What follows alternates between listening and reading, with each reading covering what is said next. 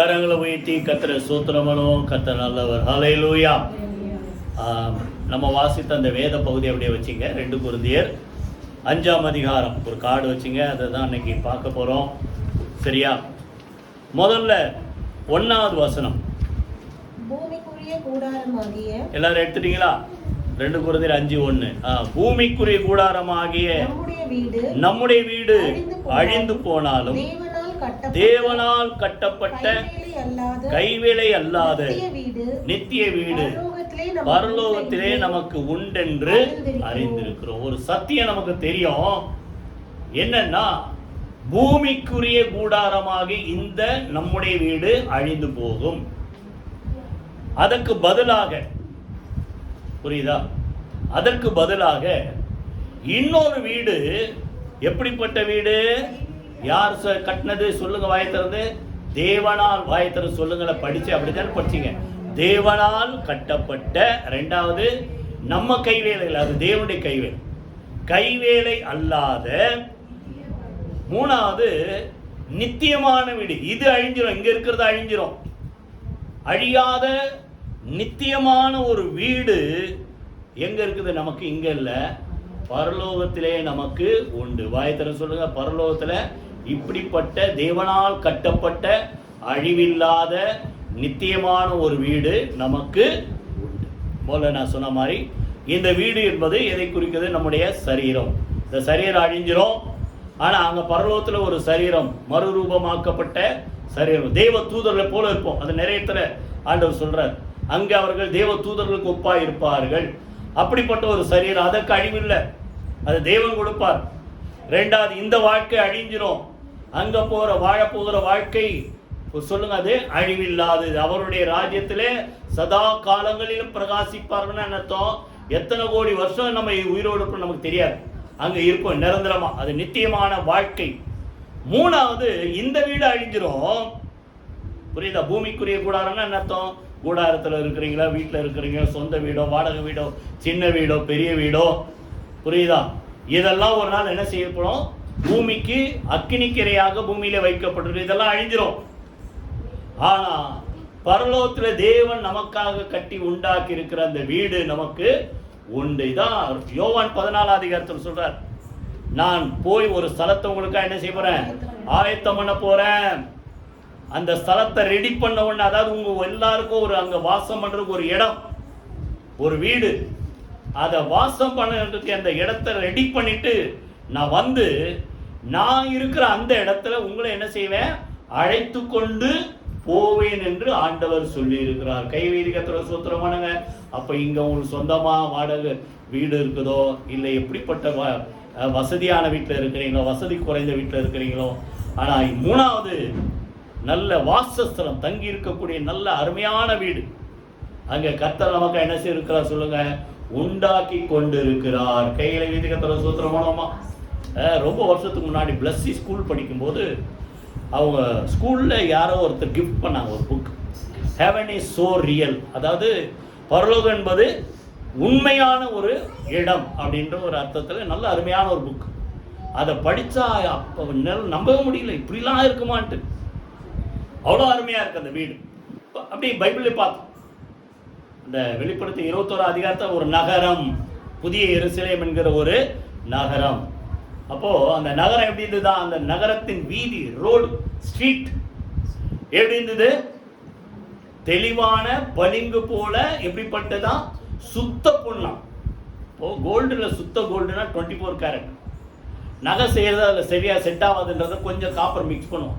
அப்போ அது என்னவா மாறுது? 24லேருந்து குறைஞ்சி 22. சுத்த பொண்ணா அதை பசும் பண்ணுவாங்க. அப்போ அந்த பரலோகத்தில் அந்த ராஜ்யத்தில் அந்த ரோடு அப்படி இருக்குதான். அப்போ வீடு எப்படி இருக்கும்? புரியுதா? இப்போ நம்ம என்ன பார்க்க போறோம்னா, இதெல்லாம் நமக்கு இந்த சரீரம் இல்லை, அழிஞ்சிரும். இதுக்கு பதில மகிமையான சரீரத்தை கற்றுக் கொடுப்பார். இந்த வாழ்க்கை அழிஞ்சிரும். இதை விட நிரந்தரமான ஒரு வாழ்க்கை, சந்தோஷமான வாழ்க்கை அங்க. இது வேதனை உள்ள வாழ்க்கை, புரியுதா? ஏமாற்றங்கள் நிறைந்த வாழ்க்கை, அப்புறம் வியாதிகள் நிறைந்த வாழ்க்கை, இதெல்லாம் இல்லை அங்க. எல்லாம் நல்ல சந்தோஷமான ஒரு வாழ்க்கை நாங்கள் நிரந்தரமா இருக்குது. இந்த வீடெல்லாம் அழிஞ்சிரும். நம்ம வாசம் பண்ற ஒரு இடத்தையும் கர்த்தர் என்ன செய்திருக்கிறார், அவரே நமக்காக உண்டாக்கி வைத்திருக்கிறார் அப்படின்ட்டு இங்க நம்ம பார்க்கிறோம். இன்னைக்கு என்ன பார்க்க போறோம்னா ரொம்ப சுருக்கமா பார்த்து முடிச்சிரும். இதை நம்ம சுதந்திரித்துக் கொள்வதற்கு எப்படி, அது எப்படி நமக்கு கிடைக்கும், புரியுதா? அப்ப நம்ம எப்படி இருக்கணும் அதை தான் இன்னைக்கு பார்க்க போறோம். 1ஆம் வசனத்துல பாத்தீங்கன்னா இது பூமிக்குரிய கூடாரம் அப்படின்னு போட்டு, அது நம்ம சரீரத்தை குறித்த ஒரு வார்த்தை, புரியுதா? எல்லாத்தையும் ஆண்டவர் என்ன பண்ணாரு, உண்டாக கடவது, உண்டாக கடவது, உண்டாக வெளிச்சம் உண்டாக கடவது, பறவைகள் உண்டாக கடவது, நீர்வாழ் ஜந்துக்கள் உண்டாக கடவது, காட்டு மிருகங்கள் நாட்டு மிருகங்கள் உண்டாக கடவது, மனுஷன் உண்டாக கடவுதுன்னாரா, புரியுதா? பூமியில இருக்கிற அந்த மண்ணை, ஏதேன் தோட்டத்தில் மண்ணை எடுத்து அவருடைய ஷேப் படி, அவருடைய சாயலின்படி, அவருடைய ரூபத்தின்படி ஒரு மனுஷனை போல செய்து மண்ணினாலே மனுஷனை உருவாக்கி அவன் வாயில நாசி தன்னுடைய சுவாசத்தை என்ன செய்தார், ஊதினார். மனுஷன் ஜீவாத்துமாவான். அப்போ நல்லா கவனிங்க, மண்ணினாலே மனுஷன் உருவாக்கப்பட்டான். 2ஆம் அதிகாரம் இது இருக்கும், 2ஆம் அதிகாரம் 7ஆம் வசனம். 3ஆம் அதிகாரம் 19ஆம் வசனத்துல என்ன சொல்றாரு, நீ மண்ணா இருக்கிறாய், சொல்லுங்க, நீ மண்ணுக்கு திரும்புவாய். பிரசங்கில இருக்கு. ஆவி தன்னை தந்த தேவனிடத்துக்கு போகிறது.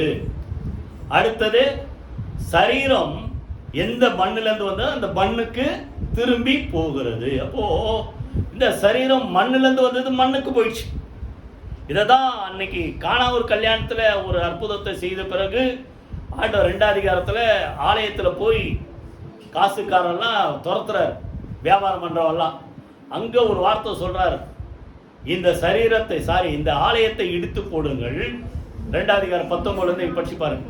3 நாளைக்குள்ள இன்னொன்னு நான் எழுப்பணும்னா அப்போ கேட்கறாங்க, இத்தனை வருஷம் ஆச்சு இந்த ஆலயத்தை கட்டுறதுக்கு, அதை எப்படி 3 நாள் எழுப்புவீங்கன்னா அவர் என்ன சொல்றாரு, தம்முடைய சரீரமாகிய ஆலயத்தை குறித்து அவர் சொன்னார் என்று அவர்களுக்கு தெரியல. அப்ப என்ன சொல்றாரு, இந்த சரீரத்தை இடித்து அர்த்தம், இந்த உலகத்துக்கான ஜீவனை கொடுக்க போற இந்த சரீரம் மண்ணில் புதைக்கப்பட போகிறது, அடக்கம் பண்ண போட போகிறது, மறுபடியும் உயிர்த்தெழுந்த சரீரத்தோடு நான் எழும்புவேன் என்பதை அவர் அப்படி சொல்றார். நமக்கு ஒரு காலத்துல அது நடக்க போகிறது, அதெல்லாம் பின்னால நம்ம பார்க்க போறோம், சரியா? அப்போ நல்லா கவனிங்க, சரீரம் நிரந்தரம் அல்ல, வாழ்க்கை நிரந்தரம் அல்ல, வீடு நிரந்தரம் அல்ல, இதெல்லாம் மண், உலகத்துக்குரியது. ஆனா நிரந்தரமான நித்தியமான ஒன்றை கர்த்தர் நமக்காக வைத்திருக்கிறார். அதான் கொரிந்தியர்ல அடிக்கடி நம்ம படிக்கிற நிறைய சப்ஜெக்ட்ல அதை பார்ப்போம். உங்கள் சரீரமானது நீங்கள் தேவனாலே பெற்றும் தேவனுடைய ஆவியானவர் உங்களுக்கு தங்கி இருக்கிற தேவனுடைய ஆலயமா இருக்கிறது நீங்கள் அறியீர்களா. 3:16. 17 என்ன சொல்றாரு, புரியுதா? அந்த சரீரத்தை, அதாவது தேவனுடைய ஆலயமாகிய இந்த சரீரத்தை ஒருவன் கெடுத்தால், சொல்லுங்க, தேவன் அவனை கெடுப்பார். எங்க பாஸ்டர் ஒரு விஷயம் அடிக்கடி சொல்றோம், நம்மளாம் நினைக்கிறோம் பாவம் செஞ்சுதான் சரீரத்தை கெடுக்கிறோம் நினைக்கிறோம். அவர் என்ன சொல்றாரு, இந்த சரீரத்தை பாவம் மாத்திரம் கெடுக்கிறது இல்ல, புரியுதா? சரீரத்தை இப்படிதான் இருக்கணும், இப்படி வாழணும்ட்டு ஆண்டவர் அநேக என்ன சொல்றாரு, ஒரு மெயின்டைன் பண்றதுக்கு வழிமுறைகளை மனுஷனுக்கு கொடுத்துருக்கிறார், புத்தி கொடுத்துருக்கிறார். அப்போ அதை நம்ம சரியானபடி மெயின்டைன் பண்ணலன்னா நம்ம கெடுக்கிறோம். எத்தனை பேர் புரியுது? சாப்பிட வேண்டிய நேரத்தில் என்ன செய்யணும், சாப்பிடணும். அதுக்காக உபவாசம் இருக்கக்கூடாதான்னா நீங்க ஜெபம் பண்ணி உபவாசம் இருங்க, அது உபவாச நேரம். பட்டினி கிடக்காதீங்கன்றார். எத்தனை பேர் புரியுது? பட்டினிக்கும் உபவாசத்துக்கும் வித்தியாசம். ஏதாவது சண்டை வந்துச்சுன்னா கோச்சிக்குன்னு காலில இருந்து நைட் வரைக்கும் என்ன செய்ய மாட்டாங்க, சாப்பிடாம மூளையில போய் முடங்கிடுவாங்க. அது உபவாசம் இல்லை. இதை நம்ம என்ன செய்யக்கூடாது, கெடுக்கிறோம், புரியுது? அப்போ இன்னென்ன இந்த சரீரத்துக்கு தேவையான, அப்போ அதே போல ஒரு மனுஷனுக்கு இத்தனை ஹவர்ஸ் என்ன செய்யணும், ரெஸ்ட். குழந்தைக்கு ரொம்ப ஜாஸ்தி ரெஸ்ட் தேவை. அப்புறம் வயசாயிடுச்சுன்னா இருக்க இருக்க இருக்க அப்படி போகுது. அந்த மனுஷனுடைய வயசுக்கு ஏற்ற ஒரு ரெஸ்ட் தேவை. ரெஸ்ட் எடுக்காம நீங்க ஓடினாலும் சரி, உழைச்சாலும் சரி, அதுவும் நம்ம சரீரத்தை என்ன செய்யறோம், எத்தனை பேர் புரியுது, கெடுக்கிறோம். அதனால நல்லா கவனிங்க, இந்த சரீரம் தேவன் கொடுத்த ஆலயம், அவர் தங்கி இருக்கிற ஆலயம். இதை நம்ம என்ன செய்யணும் சொல்லுங்க, கவனமாய் காத்து கொள்ள வேண்டும். கைகளை வீதி கத்திர சூத்திரம் பண்ணுவோமா? அப்ப இதெல்லாம் ஒரு நாள் அழிஞ்சிடும். நம்ம என்ன உண்டு, பரலோகத்தில் தேவன் தாமே உண்டாக்கி இருக்கிற ஒரு வீடு நமக்கு உண்டு. பின்னால் அதெல்லாம் சுருக்கமாக பார்த்து முடிப்போம். இப்போ 2ஆம் வசனம் 3ஆம் வசனம் வாசிப்போம். ஏனெனில் இந்த கூடாரத்திலே நாம் தவித்து நம்முடைய பரம வாசஸ்தலத்தை தரித்து கொள்ள மிகவும் வாஞ்சை உள்ளவர்களாய் இருக்கிறோம். தரித்து கொண்டவர்களானால் நாம் நிர்வாணிகளாய் காணப்பட மாட்டோம். நமக்கு வாஞ்ச, எல்லாருக்கும் வாஞ்ச இருக்கா? எப்படா அந்த ராஜ்யத்தில் போய் சேருவோம்? நிறைய பேருக்கு நல்லா ஓஹோன்னு இருக்கும்போது இந்த வாஞ்செல்லாம் வராது. இன்னும் கொஞ்சம் இதெல்லாம் கொஞ்சம் அனுபவிக்கலாம். ஆனால் கொஞ்சம் கஷ்ட நஷ்டம் வந்துன்னு அழ ஆரம்பிச்சா, இந்த ஆண்டவரே இந்த உலகம் இப்படி எப்படா என்ன, அப்பதான் சொல்லுவீங்கல்ல, எப்படா என்ன, எப்ப ஆண்டவர் என்ன அங்க கொண்டு போவீங்க. அது எப்பவுமே இருக்கணும் இந்த வாஞ்சை. சொல்லுங்க, இதை விட்டு அங்க போறதுக்கு எத்தனை பேர் புரியுது? கஷ்ட நஷ்டம் வரும்போது மாத்திரம் இல்ல, எப்பவுமே நம்ம அங்க போறதுக்கு நம்ம ரெடியா இருக்கணும். வாஞ்சை ஆசையா இருக்கணும். பிலிப்பியர்ல சொல்றாருல, ஆசையாய் தொடர்கிறேன். புரியுதா? அப்போ அந்த வாஞ்சை, அந்த ஆசை நமக்கு இருக்கணும். நல்லா கவனிங்க. அதுக்காக எனக்கு ரொம்ப ஆசை இருக்குது, எனக்கு ஒரு குடும்பத்தை ஆண்டவர் கொடுத்துருக்கிறார், பொண்டாட்டி புள்ள எப்படி போனா பரவாயில்ல, நான் அங்கே போயிடுறேன். அதையும் கேட்பார், உனக்குன்னு தானே கொடுத்தாரு, இதை கவனிச்சியா நீ அப்படின்னு. போனாலும் திருப்பி அனுப்பிடுவார். அதாவது என்ன அர்த்தம்னா, நீங்களா முயற்சி செஞ்சு போயிடாதீங்க. கஷ்டம் வந்தாலும் நஷ்டம் வந்தாலும் ஆண்டவர் கொடுத்த பொறுப்பை உணர்ந்து இந்த உலகத்தில் நம்ம என்ன செய்யணும்? எத்தனை வருஷம் வாழ ஆண்டவர் இங்கே உலகத்தில் வச்சிருக்கிறாரோ வாழ்ந்துதான் ஆகணும். அது சந்தோஷமான நாட்களும் வரும், புரியுதா, வேதனையான நாட்களும் வரும். இதெல்லாம் அனுபவிக்க நம்ம என்ன செய்யணும்? ரெடியா இருக்கணும். நீங்களா போயிடாதீங்க. பவுல் சொல்றாரு, சரீரத்தில் குடியிருந்தாலும் குடியிராமல் போனாலும் நான் தேவனுக்கு பிரியமா இருக்க நாடுகிறேன். பிலிப்பியர் 1:20 நீங்க படிச்சு பாருங்க. எப்போ நான் இந்த சேரத்தில் குறிந்தாலும் இல்லை அங்க போனாலும் எப்பவுமே என்னுடைய வாழ்க்கை தேவனுக்கு பிரியமா இருக்கும் சொல்லிட்டு 21ஆம் வசனத்துல என்ன சொல்றாரு? கிறிஸ்து எனக்கு ஜீவன், சாவு எனக்கு ஆதாயம். எத்தனை பேர் சொல்ல முடியும்?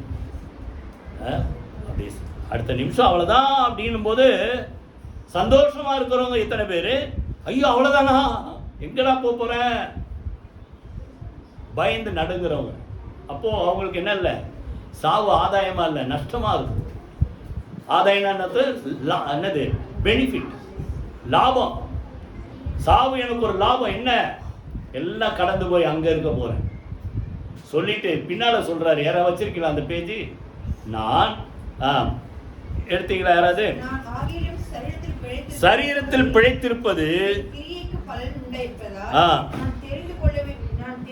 அதாவது இவருக்கு ஒரு போராட்டம், இங்க இருக்கிறதா அங்க இருக்கிறதா. இவருக்கு ஆசை என்னது? எல்லாத்தையும் விட்டு அங்க போயிடலாம் தான். புரியுதா? எல்லாத்தையும் விட்டு அங்க போயிடலாம் தான் அவருக்கு ஆசை. ஆனா அவருக்கு ஒரு போராட்டம் இருக்கு, இங்க இருக்கிறதா அங்க இருக்கிறதா. என்ன போராட்டம்? இந்த உலகத்துல அவருக்கு சொல்றாரு, இந்த தேகத்தை விட்டு பிரிந்து கிறிஸ்துவோடு இருக்க எனக்கு அது ஆசை உண்டு, அது எனக்கு ரொம்ப நன்மை. ஆனாலும் நான் சரீரத்தில் தரித்திருப்பது உங்களுக்கு அதிக அவசியம்.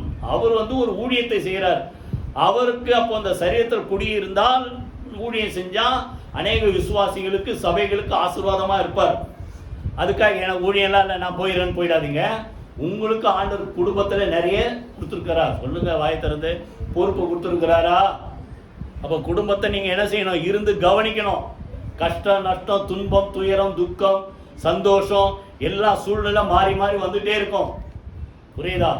எல்லாத்தையும் சகித்து கொண்டு சந்தோஷமா இந்த உலகத்துல எத்தனை வருஷம் உங்களை வாழ ஆண்டவர் குறித்திருக்கிறாரோ அத்தனை நாள் இங்க இருந்துதான் அவனும். கை வைத்து கத்தர சோத்திரம் பண்ணுவோமா? அப்போ அவர் சொல்றாரு இந்த சபைக்கு அவசியம். அப்ப நீங்க இருக்கிறது உங்களை சார்ந்து இருக்கிற மக்களுக்கு நீங்க இருப்பது அவசியம். அப்ப ஆசைக்கு மேல அவசியம் பெருசா இருக்கு. எத்தனை பேர் புரியுது? ஆசை என்னது? அங்க போயிடலாங்க. ஆனா அவசியம் பெருசா இருக்கிறதால நான் ஆண்டவர் என்ன அனுமதிக்கிற நாள் வரைக்கும் இங்க இருக்கிறேன். கையில வீட்டு கத்திர சூத்திரமானோம். அப்போ இந்த வாஞ்சை நமக்கு இருக்கணும். எத்தனை பேர் புரியுது? அங்க போற வாஞ்சை இருக்குது. ஆனா தேவனுடைய சித்தம் என்ன? உலகத்துல இருந்து உங்க குடும்பத்தையோ இல்ல உங்களுக்கு கர்த்தர் வைத்திருக்கிற பொறுப்புகளையோ கவனிக்கணும்னு வச்சா அதுக்கு நீங்க என்ன செய்யணும்? கீழ்ப்படியணும். கைகளை வைத்து கர்த்தர் சூத்திரம் வாஞ்சை. அடுத்தது 4ஆம் வசனம் வாசிங்க. அந்த கூடாரத்தில் இருக்கிற நாங்கள் பாரம் சுமந்து தவிக்கிறோம். 2 கொரிந்தியர் 5 தான் எல்லாமே ஃபுல்லா கார்டு வச்சுங்க. இந்த கூடாரத்தில் இருக்கிற நாம் பாரம் சுமந்து தவிக்கிறோம் அப்படின்னு அர்த்தம். அவசியம் சொல்றாரு ஆண்டவர், ஆசை அதுதான். அதனால எப்படா அங்க போலான்ட்டு ஒரு பாரம் உள்ள இருந்துகிட்டே இருக்கு. புரியுதா? பாரம் சுமந்து தவிக்கிறோம். இந்த போர்வை களைந்து போட வேண்டும் என்று விரும்பாமல், அதாவது நானா தேவையில்லை, உலகமே தேவையில்லை, வாழ்க்கையே தேவையில்லை, போ முடிச்சிடுறேன். யாரு? எலியா ஒரு போராட்டம் வந்தவன எங்க போய் படுத்துக்கிட்டாரு? சூரச்செடியில போய் படுத்துக்கிட்டாரு. போதும் கர்த்தாவே, நான் பிதாக்களை பார்க்க நான் நல்லவன்ல. நான் எப்பதான் தெரியுது? தோல்வி வரும்போதான் நான் ரொம்ப கெட்டவன் தெரியுது. நான் நல்லவன் அல்ல, என்னை எடுத்துங்க அப்படிலாம் பண்ணாதீங்க சொல்ற. புரியுத? அது என்ன அர்த்தம்? நல்லா கவனிங்க. போர்வை கலைந்து போட வேண்டும் என்று அதாவது நீங்களா சாவ விரும்பாதீங்கன்றார். எத்தனை பேர் புரியுது? என்ன இதெல்லாம் சொல்றாரு? இதெல்லாம் ரொம்ப தெரிஞ்சுங்க. முதல்ல இன்னைக்கு உலகத்துல பிரச்சனைக்கு காரணம் என்னன்னா, தாங்க முடியலன்னா போயிடணும்னு நினைக்கிறேன். தப்பு இல்லை, தப்பு. ஆண்டவர் இந்த உலகத்துல எவ்வளவு நாள் நீங்களை வச்சிருக்க விரும்புகிறாரோ, அவர் சித்த என்னவோ என்ன செய்யணும், இந்த உலகத்துல தான் நீங்க இருக்கணும். நீங்களா கலைந்து போட வேண்டும் என்று அப்படின்னா அர்த்தம். நீங்களா விட்டு போயிடணும் பார்க்காதீங்க.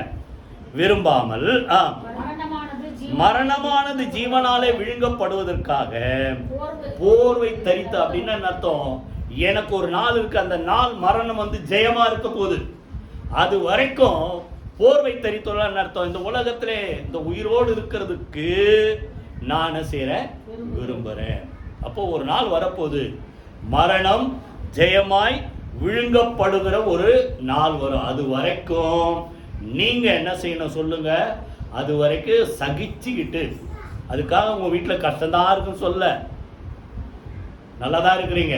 எத்தனை பேர் சொல்லுங்க என் குடும்பத்தை சந்தோஷமா? அது இப்போ சொல்லுங்களேன். நீங்க சகிச்சுக்கிட்டு வேற வழியே இல்லைன்னு இருக்கிறீங்களா? சந்தோஷமா இருக்கிறீங்க சொல்லுங்க. 4-5 பேர் தான் சொல்றீங்க. அப்படின்னா சகிச்சுட்டு இருக்கீங்களா? சந்தோஷமா இல்லையா குடும்பத்துல? சொல்லுங்க, சந்தோஷமா இருக்கிறீங்களா? இப்பதான் சொல்ல புரியுது. அப்படின்னால நீங்களா விரும்பாதீங்க. மரணமானது ஜீவனாலே விழுங்கப்படுற அந்த நாள் வரைக்கும் நான் என்ன செய்யறேன்? பொறுமையா இந்த உலகத்துல இருக்கிற கர்த்தர் குறித்த நாள் வரைக்கும். சரியா? இப்போ ஒரு சில வசனத்தை நீங்க வாசிங்க, அது எப்படி நடக்கும். 1 கொரிந்தியர் 15 எடுத்துங்க. ரொம்ப சீக்கிரம் பார்த்து முடிச்சிருவோம். அதை அப்படியே கார்டு வச்சுக்கிட்டு 1 கொரிந்தியர் 15 எடுத்துங்க. 49 வாசி. மேலும் மண்ணானவனுடைய சாயலை நாம் அணிந்திருக்கிறது போல வானவருடைய சாயலையும் அணிந்து கொள்வோம். இப்ப இந்த உலகத்துல இருக்கிறது நம்ம மண்ணானவனோட சாயல்னு அர்த்தம். ஆதாம்ல இருந்து வந்த ஒரு நம்முடைய என்ன சொல்றது சந்ததி ஆதாம்ல தான் வந்தது. அப்புறம் ஒரு காலத்தை எல்லாம் அழிஞ்சது. நோவா இருந்தாரு. நோவா மூலமா 3 பிள்ளைங்க.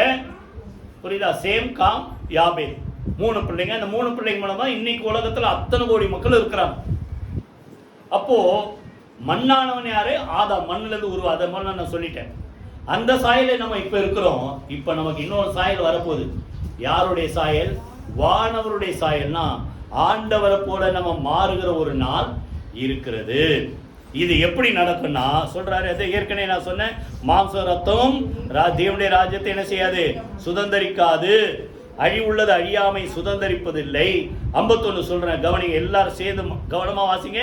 இதோ ஒரு ரகசியத்தை உங்களுக்கு அறிவிக்கிறேன், நாம் எல்லாரும் நித்திரை அடைவதில்லை. அப்படின்னு அர்த்தம், அவருடைய எண்ணம் அப்படியே உயிரோடு ஆண்டவர் என்ன செய்வார்? எடுத்துக்கொள்வார் என்ற ஒரு எண்ணத்துல சொல்றாரு. நாம் நித்திரை அடைவதில்லை, ஆகிலும் கடைசி காலம் துணிக்கும் போது ஒரு நிமிஷத்திலே, ஒரு இமைப்பொழுதிலே நாம் எல்லாரும் மறுரூபம் ஆக்கப்படுவோம். கைகளை வீதிக்கத்தில் அவர் வரும்போது, புரியுதா?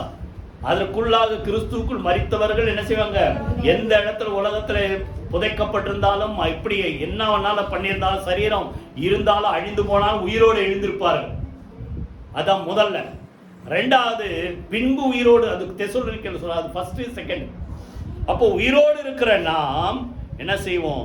இமைப்பொழுதிலே என்ன செய்வோம்? ஒரு கண்ணை மூடி திறக்கிறதுக்குள்ள இந்த சரீரம் இல்லை, மாம்ச ரத்தம் உள்ள இந்த சரீரம் அல்ல, மகிமையான தேவனுடைய ராஜ்யத்தில் வாழ்வதற்கு தகுதியான, புரியுதா, அதற்கு எப்படி இருக்கணுமோ அப்படிப்பட்ட ஒரு சரீரத்துல நம்மளை என்ன செய்வார் சொல்லுங்க, ரீஃபார்ம் பண்ணுவார், மறுரூபம் ஆக்குவார். கைகளை வீட்டுக்கு சூத்திரம்.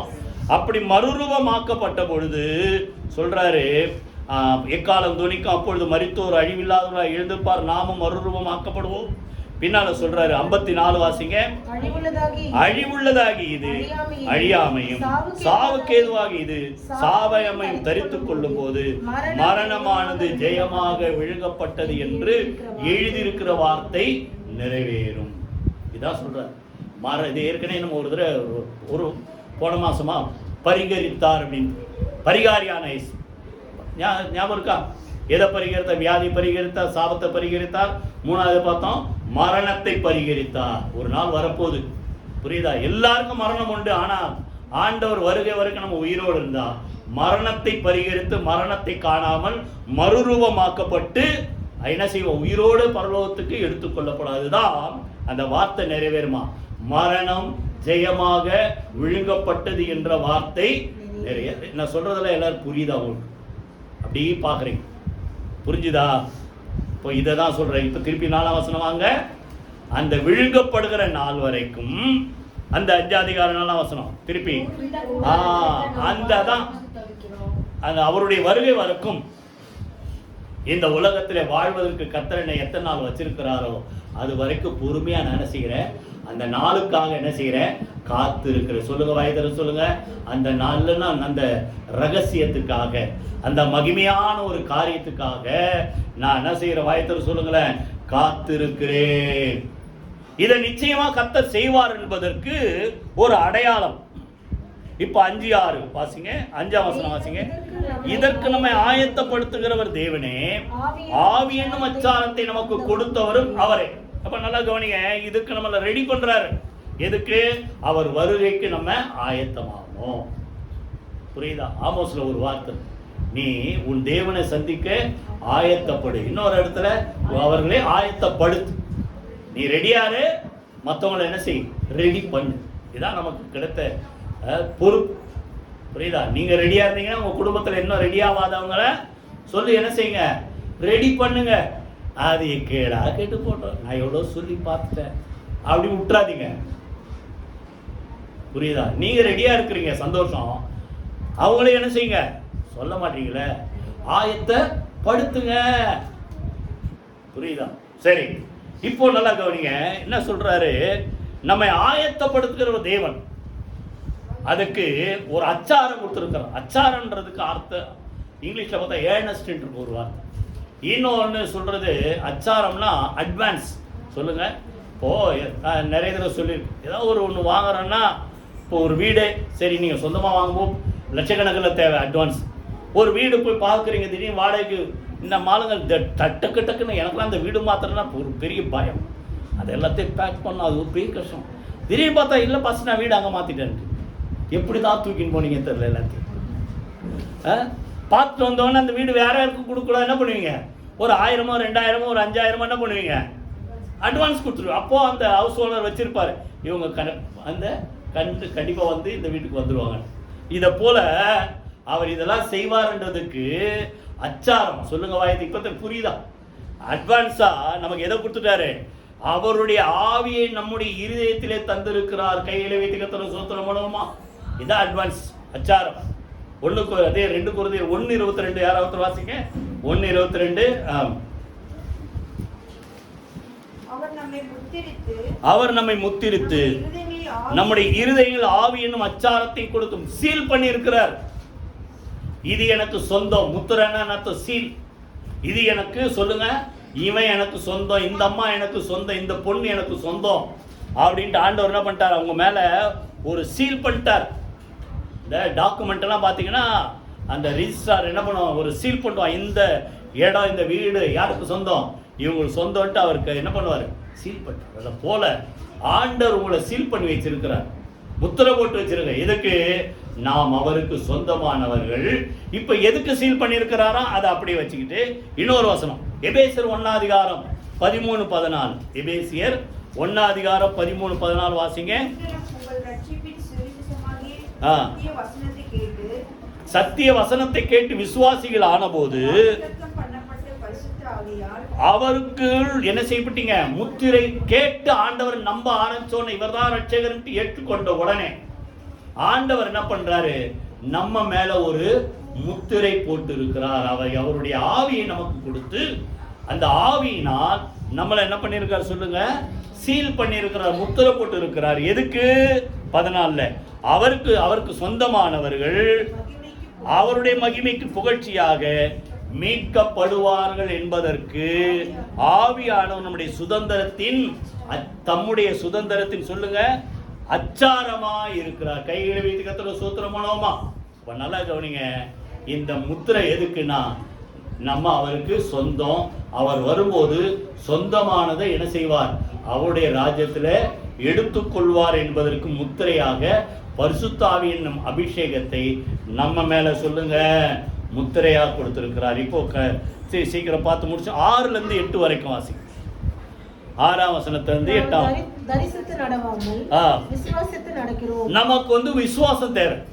பார்த்தாதான் நம்ம தேவன் இதெல்லாம் செய்வார் என்ற விசுவாசம் வேணும், நம்பிக்கை வேணும். ஏனென்றால் இந்த தேகத்தில் குடியிருக்கையில் கர்த்தரிடத்தில் குடியிறாருக்காய் இராதவர்களாய் இருக்கிறோம் என்றும் அறிந்தும் எப்பொழுதும் தைரியமாவே இருக்கிறோம். நல்லா கவனிங்க. இப்ப இங்கதான் இருக்கிறோம். ஆனா நமக்கு விசுவாசம் என்னது? ஒரு நாள் வரும், அவர் வருவாரு, நம்மளை அங்க அவருடைய ராஜ்யத்துல கொண்டு போவார் தைரியம். எத்தனை பேர் இருக்கு தைரியம்? அப்படி இல்லைன்னா அவர் வர்றதுக்குள்ள நான் ஒருவேளை இந்த உலகத்துல கண்ணை மூடிட்டா என்ன அங்க கொண்டு போய் என்ன செய்வார்? சேர்ப்பார் என்ற ஒரு தைரியம், அந்த நம்பிக்கை, அந்த விசுவாசம். இப்போ 8ஆம் வசனத்துல சொல்றாரு, நாம் தைரியமாகவே இருந்து இந்த தேகத்தை விட்டு குடி போகவும் கர்த்தரிடத்தில் குடி இருக்கவும் அதிகமாய் விரும்புகிறோம். கைகளை வீதி கர்த்தர் சுத்திரமனம். நல்லா கவனிங்க. இது ஒரு வீடு மாத்திர மாதிரி, புரியுதா? முதல்ல நாங்கள் என்ன பண்ணோம்? ஃபஸ்ட்டு நாங்கள் ராயபுரத்தில் வந்தோம். அப்புறம் கல்யாணம் ஆகிறதுக்கு முன்னாடி கொஞ்ச நாள் அப்புறம் ராயபுரத்தில் ஒரு சொந்தமான வீடு தான். வாடகைக்கு கொஞ்சம் வசதியாக வேணும், தனியாக வாடகைக்கு திருவொற்றியூர் போவோம்.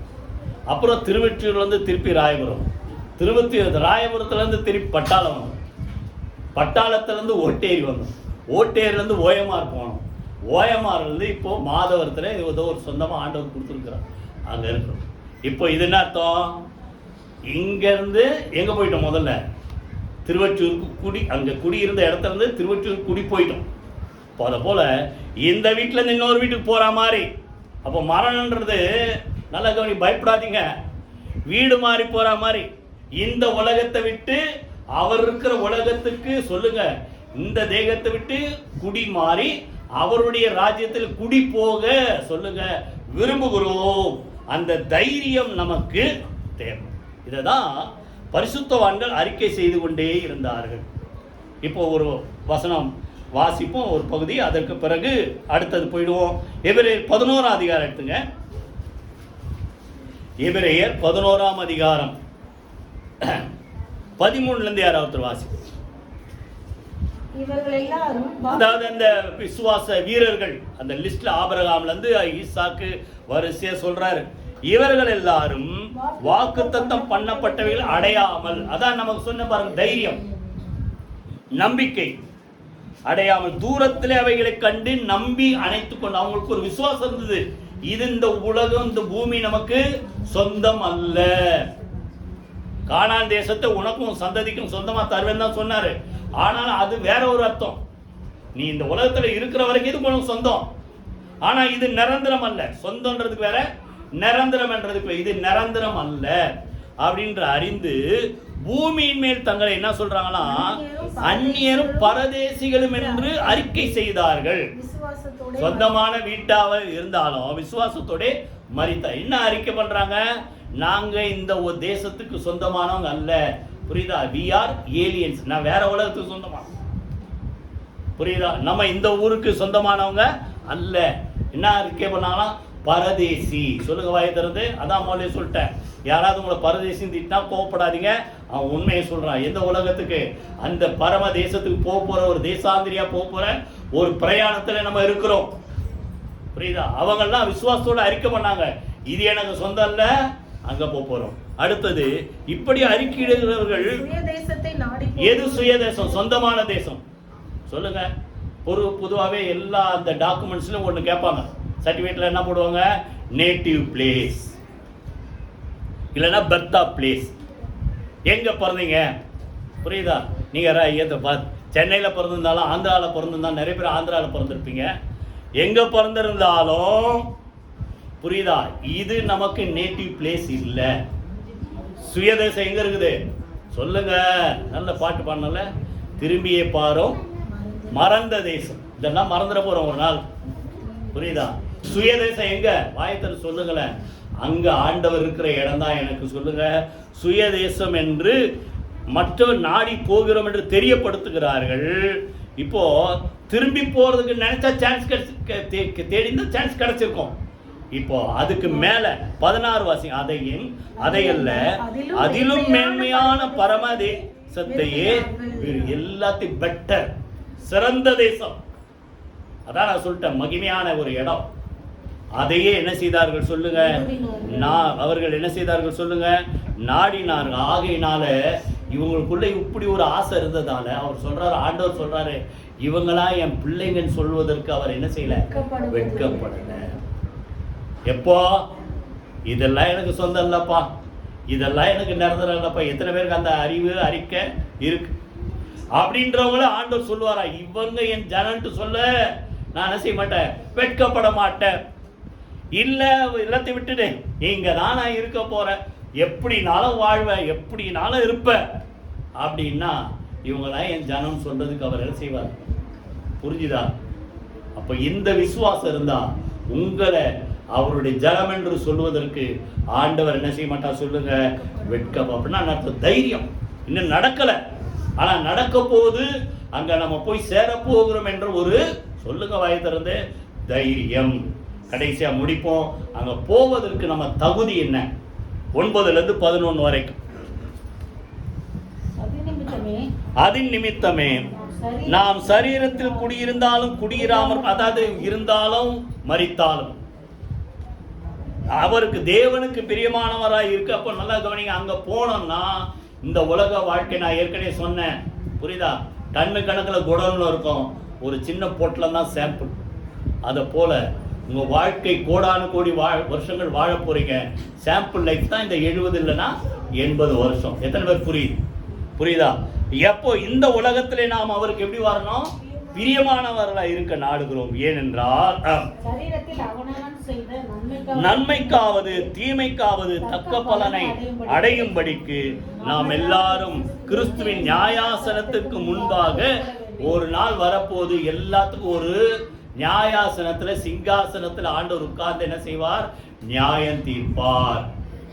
அதற்கு அந்த நியாய தீர்ப்பை சந்திப்பதற்கு நம்ம ரெடியா இருக்கணும்னா இந்த உலகத்திலே வாழும்போது எப்படி சொல்லுங்க? நமக்கு பிரியமா இல்லை சொல்லுங்க வாயை திறந்து. தேவனுக்கு வாயை திறந்து சொல்லுங்களேன். தேவனுக்கு பிரியமா இருக்க விரும்புகிறோம். கைகளை வீட்டு கத்துற சுத்திரம் பண்ணுவோமா? நல்லா கவனி. இந்த உலகத்திலே வாழும்போது அவருடைய வார்த்தையின்படி ஒரே ஒண்ணு, இதை நீங்க கவனமா இருந்தா போதும். ரோமர் 8:1 புரியுதா? கிறிஸ்து இயேசுவுக்கு உட்பட்டவர்களாக இருந்து சொல்லுங்க, மாம்சத்தின்படி நடவாமல் ஆவியின்படி நடக்கிறவர்களுக்கு என்ன இல்ல? ஆக்கினை தீர்ப்பு இல்ல. இன்னொரு இடத்துல சொல்ற ரோமர்ல 14 அவனவன் தன்னை குறித்து கணக்கு ஒப்புவிப்பான். புரியுதா? ஏதாவது ஒரு பிரச்சனை வந்ததுன்னா, ஏன் அப்படி வந்து என்ன பண்ணுவீங்க? எத்தனை பேர் நான் தான் இது காரணம்? எத்தனை பேர் ஒத்துக்குவீங்க? எத்தனை பேர் ஒத்துக்குவீங்க? உங்களை தான் பார்த்து கேட்குறேன். நான் சொல்லுவீங்க, அவன் அப்படி பண்ணான், இவன் இப்படி பண்ணான், அவன் அப்படி பண்ணான்.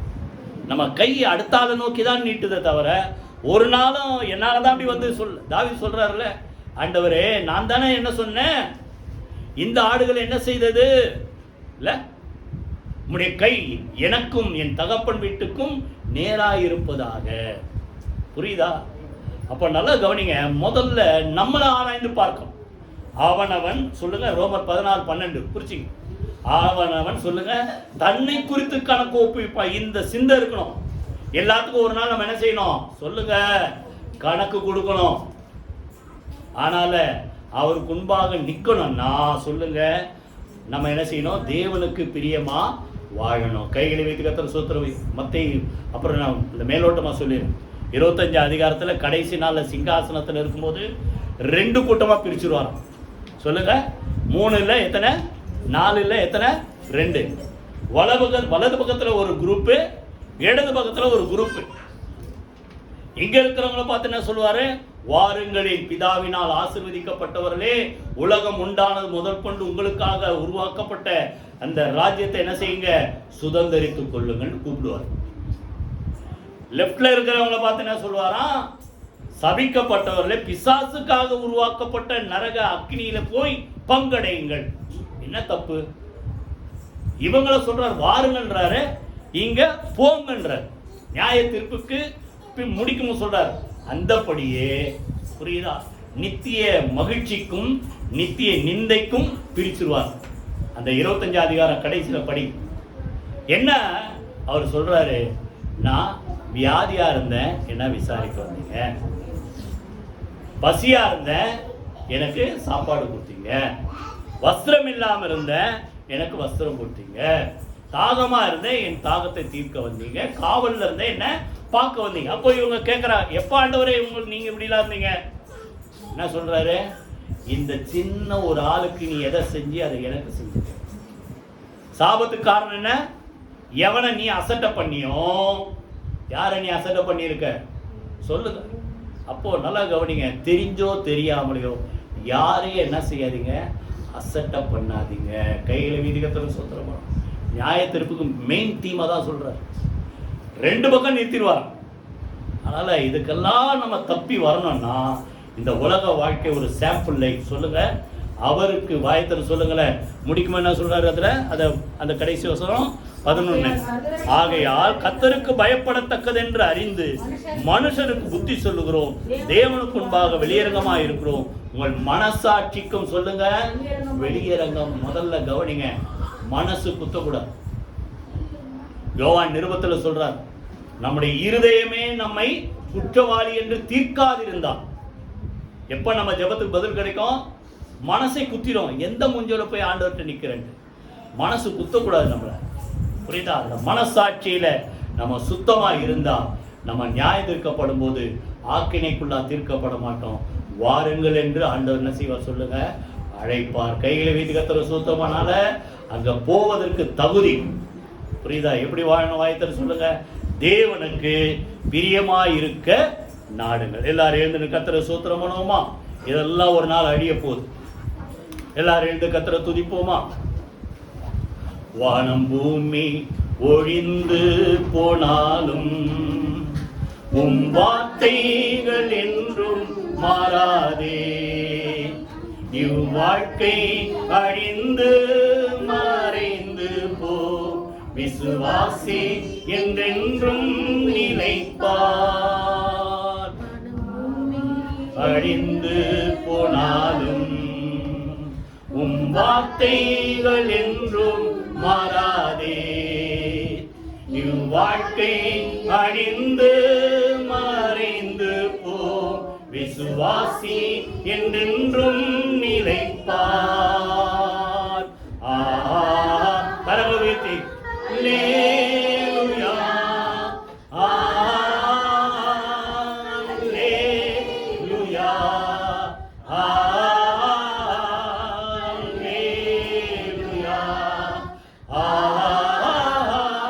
அல்லேலூயா, அல்லேலூயா,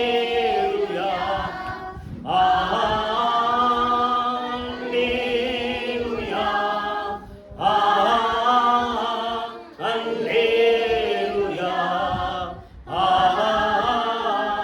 அல்லேலூயா, ஆமென். கர்த்தருக்கு நன்றி சொல்லுவோம். ஆண்டவரே சொன்ன இந்த வார்த்தைக்காக நன்றி செலுத்துவோம். பூமிக்குரிய கூடாரமாகிய எங்களுடைய வீடு, எங்கள் சரீரம், எங்கள் வாழ்க்கை, குழு இருக்கிற இந்த வாசஸ்தலங்கள் எல்லாம் ஒரு நாள் அழிந்து போனாலும் தேவனால் கட்டப்பட்ட நித்தியமான ஒரு வீடு, ஒரு மகிமையான சரீரம், ஒரு மகிமையான வாழ்க்கை, மகிமையான வாசஸ்தலத்தை கர்த்தர் எங்களுக்காக ஆயத்தம் பண்ணி வைத்திருக்கிறீர். அதை நாங்கள் சுதந்தரித்துக் கொள்ளுகிற நாளுக்காக ஆண்டவரை நாங்கள் வாஞ்சையோடு தவித்துக் கொண்டிருக்கிறோம். நீர் வரும்போது ஆண்டவரை இந்த உலகத்திலே நாங்கள் உயிரோடு இருந்தால் மறுரூபமாக்கப்பட்டு உம்மால் எடுத்துக்கொள்ளப்பட்டு உடைய ராஜ்யத்தில் பிரவேசிப்போம். அதற்கு முன்பாக ஒருவேளை எங்கள் வாழ்க்கை முடியும் என்று சொன்னால் ஆண்டவரே நீர் வரும்போது எங்களை உயிரோடு எழுப்பி இந்த ராஜ்யத்திலே கொண்டு போய் சேர்ப்பீர். அதற்காக நன்றி செலுத்துகிறோம். இதற்கென்று கர்த்தாவே நாங்கள் தகுதியுள்ளவர்களாய் வாழ இந்த உலகத்திலே வாழும்போது எப்போதும் உமக்கு பிரியமானவர்களாக மனசாட்சியிலே குத்தப்படாதபடிக்கு சுத்தமுள்ள ஒரு வாழ்க்கை வாழ எங்களுக்கு அனுக்கிரகம் செய்வீராக. நம்முடைய பிள்ளைகள் ஒவ்வொருவரும் அப்படியாக கர்த்தர் தகுதிப்படுத்தும். குடும்பத்தில் இருக்கிற ஒவ்வொருவரையும் அப்படியே கர்த்தர் ஆயத்தப்படுத்துவீராக. இயேசு கிறிஸ்துவின் ஜீவனுள்ள ஜெயமுள்ள நாமத்தில் ஜெபிக்கிறோம் நல்ல பிதாவே, ஆமென். நம்முடைய கர்த்தராகிய இயேசு கிறிஸ்துவின் கிருபை, பிதாவாகிய தேவனுடைய அன்பும் பரிசுத்த ஆவியானவருடைய அந்யோன்ய ஐக்கியம் நம் அனைவரோடும் சகல பரிசுத்த அனைவரோடும் ஆண்டவராகிய இயேசு கிறிஸ்து வருகமட்டு இருப்பதாக. ஆமென். என் ஆத்மாவே கர்த்தரை சூத்ரி, என் முழுமையுடைய பரிசுத்த நாமத்தை சூத்ரி. என் ஆத்மாவே கர்த்தரை சூத்ரி, அவர் செய்த சகல உபகாரங்களை மறவாதே. ஆமென், ஆமென். God bless you.